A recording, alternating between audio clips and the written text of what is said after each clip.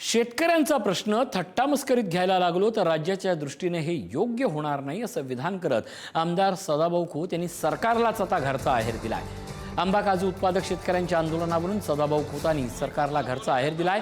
राजू शेट्टी आणि महादेव जानकर यांना ज्या पद्धतीने पोलिसांकडून उचलण्यात आलं त्याची गरज नव्हती असंही आमदार खोत यांनी म्हटलंय। शेतकऱ्यांच्या प्रश्नांना गांभीर्यानं घ्यायला हवं। सदाभाऊ खोत यांचा सरकारला दिलेला आहेर आता चर्चेत बनला आहे। मोर्चा काढतो म्हणले असते तर काही अंतरापर्यंत त्याला चालत आले असते, त्या ठिकाणी तो मोर्चा अडवला असता, सभेमध्ये रूपांतर झालं असतं, सरकारनं चर्चेला निमंत्रण दिलं असतं तर निश्चितपणानं हा चर्चेच्या मार्गातून प्रश्न सुटला असता।